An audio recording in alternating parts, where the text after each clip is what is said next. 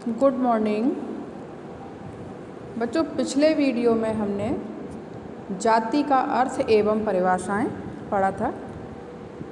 आज हम वर्ग पढ़ेंगे। वर्ग का अर्थ एवं परिभाषाएं और वर्ग की प्रमुख विशेषताएं। बच्चों, वर्ग क्या है? देखिए, समाज में एक व्यवस्था है, वर्ग व्यवस्था है, एक सामाजिक स्तरीकरण का एक रूप वर्ग व्यवस्था भी है। इसको हम अनेक रूपों में स्पष्ट कर सकते हैं। जैसे समाज में कई तरह के लोग पाए जाते हैं। कुछ धनाढ्य होते हैं, कुछ कम पैसे वाले होते हैं, कुछ गरीब होते हैं, निर्धन होते हैं, साधन संपन्न नहीं होते हैं। इस आधार पर मार्क्स ने साधन संपन्न तथा साधन विहीन दो वर्ग निर्धारित किए हैं। पूंजीपति वर्ग साधन संपन्न वर्ग है तथा श्रमिक वर्ग केवल अपने श्रम का ही मालिक है, यानी वो जो अपनी मेहनत करता है उसी से वो कमाता खाता है।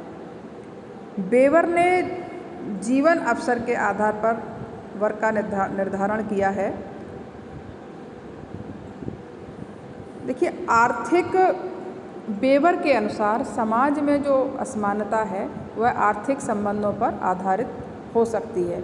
इसके अतिरिक्त वर्ग का आधार प्रतिष्ठा तथा राजनीतिक शक्ति भी हो सकती है। देखिए, सामाजिक वर्ग का अर्थ क्या है एवं उसकी परिभाषाएं।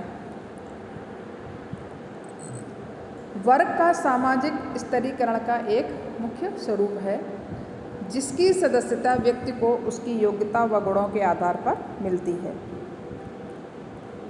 तथा वह इसे परिवर्तित कर सकता है।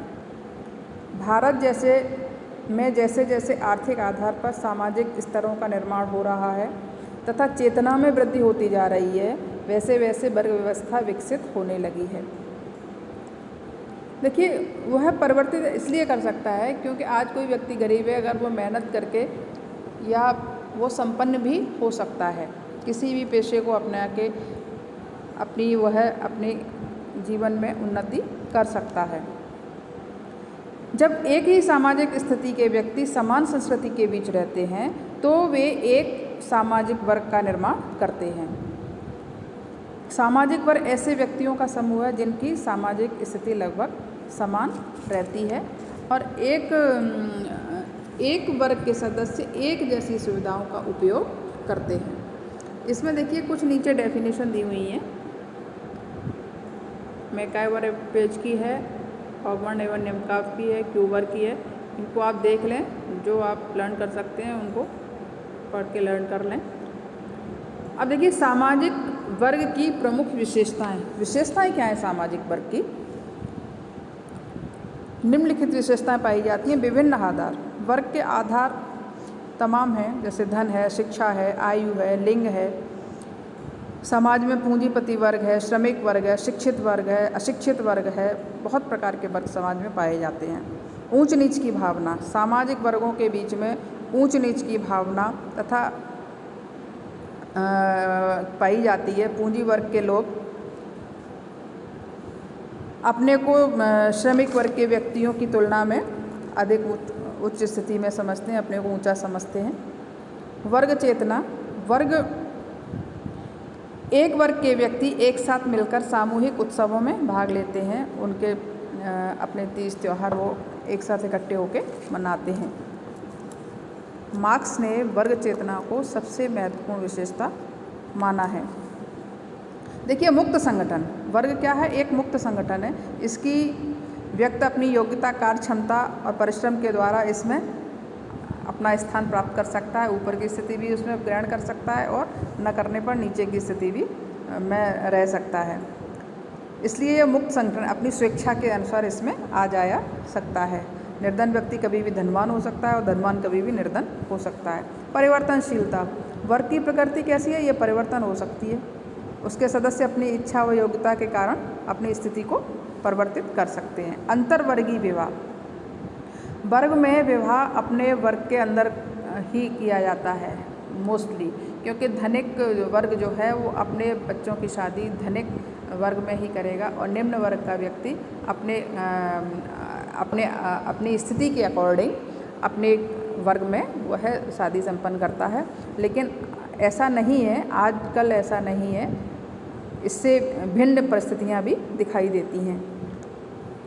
वर्गीय संगठन की भावना, एक वर्ग के व्यक्तियों में संगठन की भावना होती है। वे विभिन्न कार्यों को संपन्न करने के लिए विभिन्न समितियों का निर्माण करते हैं। जैसे श्रमिक वर्ग है वो अपने हितों के लिए अपना एक यूनियन बना लेते हैं और उसके लिए फिर वो लड़ते हैं। विशिष्ट संस्कृति, प्रत्येक वर्ग की एक अपनी संस्कृति होती है। बोलने चालने उठने बैठने आदि एक दूसरे वर्ग से उनके भिन्न होते हैं।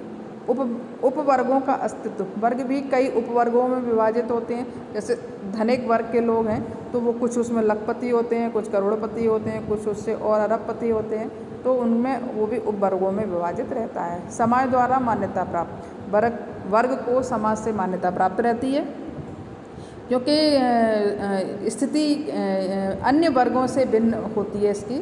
वर्ग के सदस्य भी भली भांति यह जानते हैं कि वह अन्य वर्गों की तुलना में उनकी स्थिति समाज में क्या है।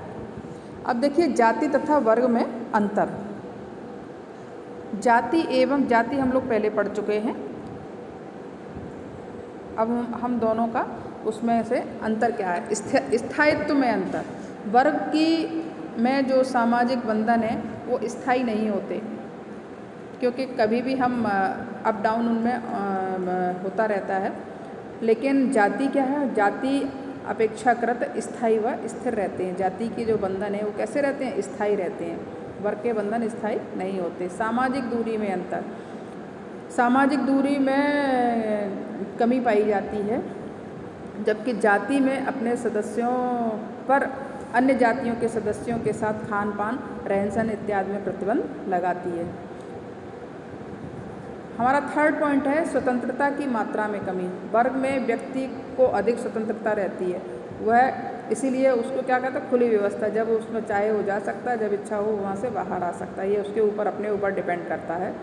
लेकिन जाति में क्या है, जाति इन्हीं बंधनों के कारण उसकी बंध व्यवस्था कही जाती है क्योंकि उसकी जाति से बाहर व्यक्ति नहीं जा सकता। उसकी सदस्यता जन्मजात होती है और जीवन पर्यंत रहती है।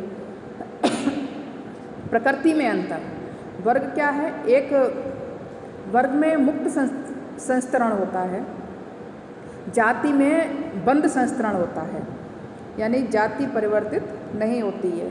सदस्यता में अंतर, वर्ग की सदस्यता व्यक्ति की योग्यता, उसकी जीवन के स्तर, उसकी हैसियत आदि पर डिपेंड करती है, जबकि जाति की सदस्यता जो होती है वो जन्म से निश्चित होती है। चेतना में अंतर, वर्ग के सदस्यों में वर्ग चेतना रहती है, जाति के सदस्यों में अपनी जाति के प्रति चेतना तो पाई जाती है, लेकिन किसी प्रकृति के प्रति चेतना की आवश्यकता नहीं होती। देखिए राजनीतिक अंतर, वर्ग व्यवस्था प्रजातंत्र की अपेक्षा अधिक बाधक नहीं है, जबकि जाति व्यवस्था जो है प्रजातंत्र में बाधक है। जाति असमानता पर आधारित रहती है। व्यावसायिक आधार पर अंतर, वर्गों में परंपरागत व्यवसाय पर जोर दिया जाता है, जोर नहीं दिया जाता। वर्गों में परंपरागत हमें फोर्स नहीं किया जाएगा कि हमारे जो पूर्वज जो व्यवसाय करते थे हम वही करें। हम अपनी योग्यता और अपनी क्षमता के आधार पर हम अपना पेशा चूज़ कर सकते हैं। लेकिन जाति में क्या है, जाति में विशेष जोर दिया जाता है, भाई हमारे बाप दादा ये काम करते रहे तुम्हें भी करना चाहिए, हमारा पुश्तैनी काम है, इस तरह से फोर्स किया जाता है। संस्तरण में अंतर, वर्ग में मुक्त संस्तरण होता है, अर्थात व्यक्ति अपने वर्ग परिवर्तित कर सकता है, लेकिन जाति में एक बंध संस्तरण है, इसमें किसी भी प्रकार का कोई भी परिवर्तन नहीं किया जा सकता।